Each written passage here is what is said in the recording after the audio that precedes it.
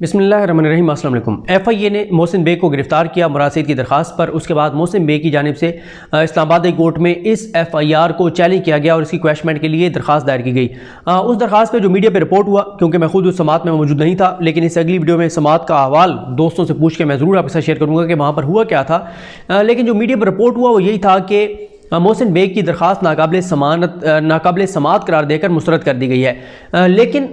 حیران کن طور پر جو تحریری آرڈر آیا ہے اس میں ایسی کوئی بات چیف جسٹس اسلام آباد کورٹ جسٹس اطہر من اللہ کی جانب سے نہیں لکھی گئی۔ اس فیصلے میں ہے کیا؟ فیصلے میں یہ 6 صفحات پر مشتمل فیصلہ ہے اور اس کے پیراگراف نمبر 1 میں کہا گیا ہے کہ درخواست گزار محسن جمیل بیگ اور شیلا جمیل بیگ نے کرمنل کیسز کی کارروائی اور رجسٹریشن کو چیلنج کیا ہے۔ 16 فروری 2022 کو ایف آئی اے کی جانب سے prevention of electronic crimes act 2016 یعنی پیکا کے سیکشن 20, 21 ڈی اور 24 اور پاکستان پینل کوڈ 1860 کے سیکشن 500 اور 505 کے تحت ایف آئی آر نمبر 34 کا اندراج کیا گیا۔ مذکورہ ایف آئی آر کو ایف آئی اے کے لاہور آفس میں وزیر مواصلات مراد سعید کی جانب سے دائر کردہ شکایت کے بعد درج کیا گیا۔ جس تاریخ کو مذکورہ ایف آئی آر درج کی گئی، لگ بھگ اسی وقت ایف آئی اے کی ایک ٹیم نے درخواست گزاروں کی اسلام آباد میں رہائش گاہ پر، یعنی یہ یہاں پہ آپ درخواست گزار ہیں، وہاں پہ یہ ملزم تھے اپلیکیشن ایف آئی آر میں، یہاں پہ کیونکہ یہ درخواست گزار ہیں تو درخواست گزاروں کی اسلام آباد میں رہائش گاہ پر چھاپا مارا، یعنی محسن بیگ جو درخواست لے کر آئے اسلام آباد کورٹ میں اس کے گھر پر چھاپا مارا۔ یہ الزام لگایا گیا ہے کہ محسن جمیل بیگ نے اپنی گرفتاری کے دوران مزاحمت کی، جس کی وجہ سے اسی تاریخ یعنی 16 فروری 2022 کو ایف آئی آر نمبر 87 کا اندراج کیا گیا۔ پیراگراف نمبر 2 میں لکھا گیا ہے کہ ڈائریکٹر سائبر کرائمز ایف آئی اے بابر بخت قریشی عدالت میں پیش ہوئے۔ ان سے کہا گیا کہ وہ ایف آئی آر نمبر 34 کے اندراج اور درخواست گزاروں کی رہائش گاہ پر جلد بازی میں مارے گئے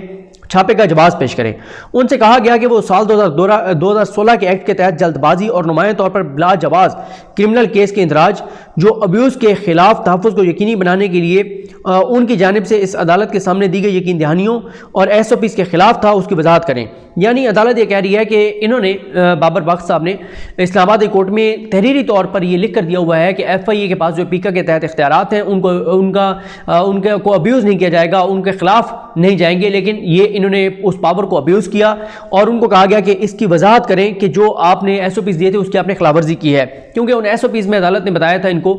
کہ آپ نے اگر کسی کو گرفتار کرنا ہے کیسے گرفتار کرنا ہے، ایف آئی آر کیسے درج کرنی ہے، اس کو بلانا کیسے ہے، وہ پورا ایک پروسیس ہے اور عدالت کہہ رہی ہے کہ انہوں نے اس پروسیس کو وائلیٹ کیا ہے۔ کرمنل کیس کا اندراج اور محسن بیگ کی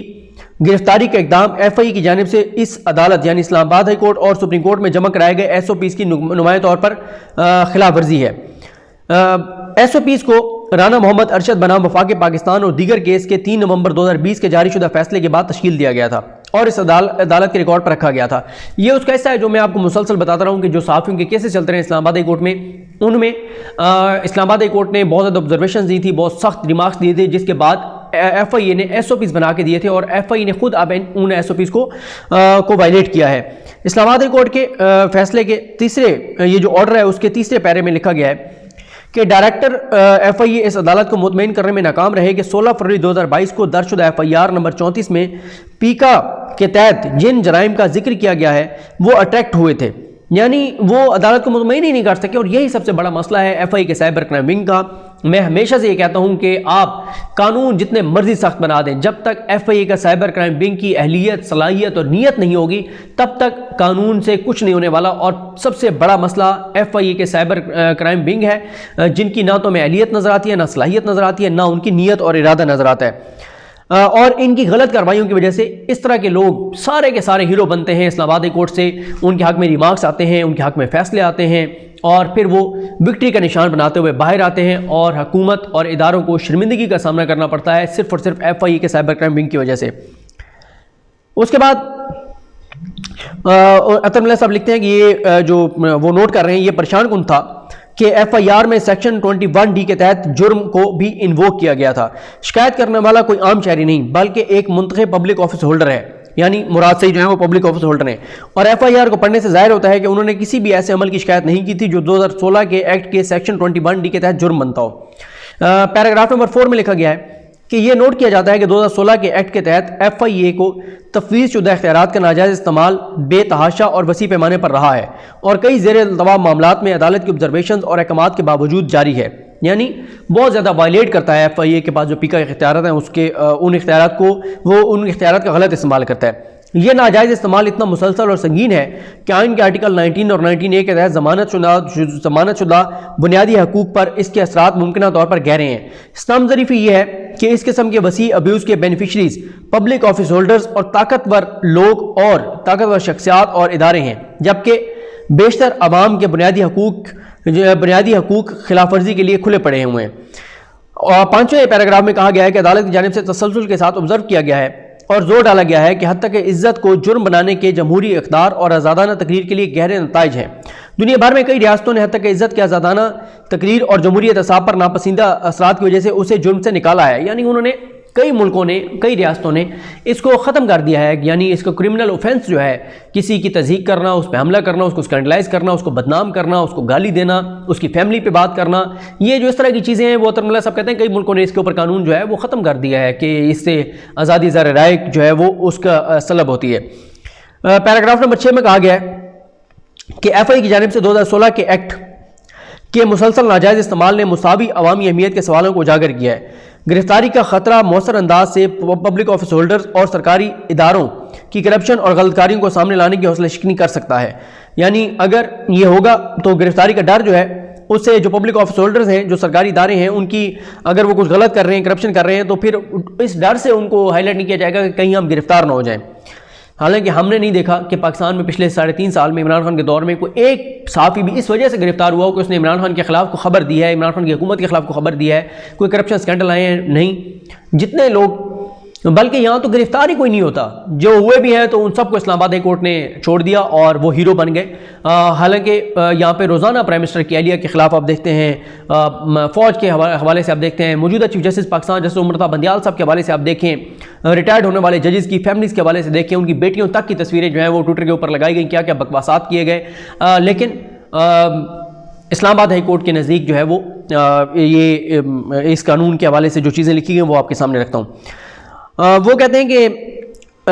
ان قوانین کا وجود لوگوں کو حوصلہ شین کر سکتا ہے، ان کا وجود لوگوں کو سرو کرنے کے لیے ہے، حتی کہ عزت کو جرم بنانا اور اس کا ناجائز استعمال بادی نظر میں آئین اور اس کے تحت ضمانت شدہ بنیادی حقوق کے خلاف دکھائی دیتا ہے۔ حکومت اور پبلک آفس ہولڈرز غالب پوزیشن میں ہیں۔ قابل قبول تنقید کی حدود نجی شہریوں کی نسبت ایک سرکاری افیشل کے لیے وسیع ہیں۔ پبلک آفس ہولڈر نے اپنے متعلقہ پیشوں کو یہ جانتے ہوئے چنا ہے کہ انہیں نہ صرف پریس بلکہ عوام کی اکثریت کی جانب سے بھی سخت سکروٹنی کا سامنا کرنا پڑے گا۔ پبلک آفس ہولڈرز کے بارے میں نہیں سوچا جا سکتا کہ وہ حتی کہ عزت کے کرمنل اوفینس کی بے تحاشا استعمال سے مطمئن ہوں گے۔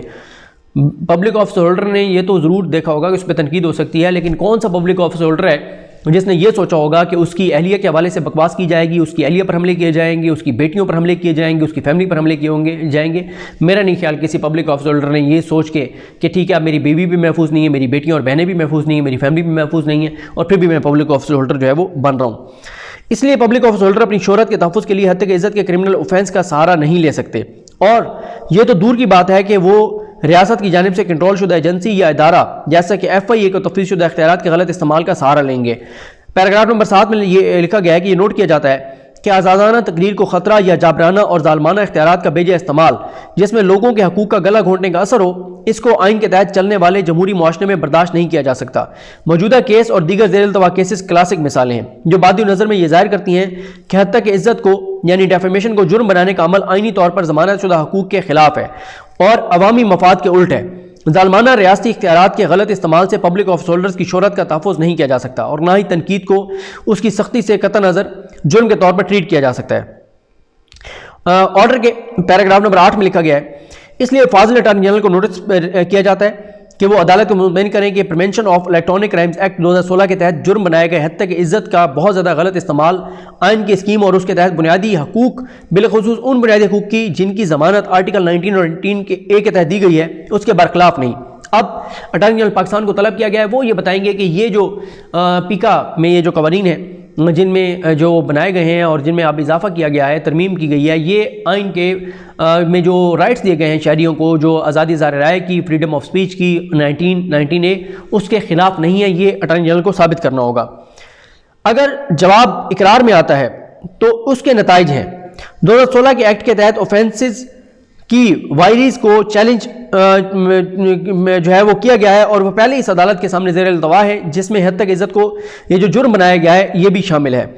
پیراگراف نمبر 9 میں بتایا گیا ہے کہ director cyber crime FIA Babar بخت قریشی کو ہدایت کی جاتی ہے کہ وہ وضاحت کریں کہ جمع کرائے گئے SOPs اور 2016 کے ایکٹ کے تحت اوفینسز کے غلط استعمال کے خلاف تحفظ کو یقینی بنانے کی عدالت کے سامنے دی گئی واضح یقین دہانیوں کی خلاف ورزی کرنے پر ان کے خلاف اور دیگر حکام کے خلاف کارروائی کیوں نہیں شروع کی جانی چاہیے، کہ وہ جب خود عدالت کو انہوں نے لکھ کے دیا تھا کہ یہ SOPs ہوں گے تو انہوں نے جو SOPs کو فالو نہیں کیا، وائلیٹ کیا ہے، تو اب ان کے خلاف کیوں نہ کارروائی کی جائے، اس پہ بابر بخت قریشی جو ہے وہ جواب دیں۔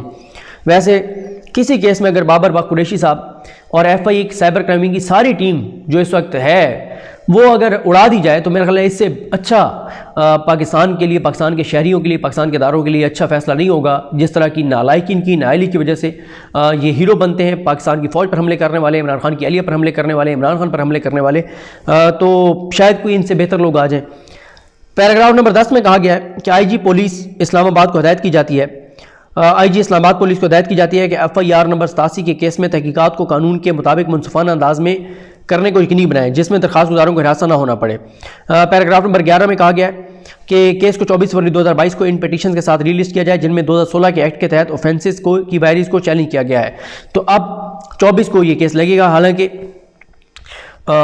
جو سماعت کے بعد تو رپورٹ یہی ہوا تھا کہ محسن بیگ کی درخواست جو ہے اس کو ناقابل سماعت قرار دے دیا گیا، لیکن اس تحریری آرڈر میں ایسا کچھ نہیں ہے۔ دیکھتے ہیں، دوستوں سے پوچھتے ہیں، اگلی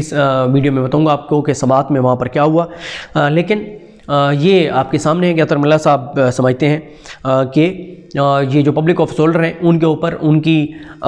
کیونکہ جہاں کہیں پہ بھی ان کے اوپر تنقید نہیں ہوئی، ان کی کسی کی بہن کے اوپر تنقید ہے، کسی کی بیٹی کے اوپر تنقید ہے، کسی کی بیوی کے اوپر تنقید ہے، کسی کی ذات کے اوپر گھٹیا اور غلیظ قسم کے الزامات ہیں، جیسے مراد سعید کے اوپر الزام لگایا گیا کہ ان کے عمران خان صاحب کے ساتھ کوئی جو ہے وہ فزیکل ریلیشنز تھے،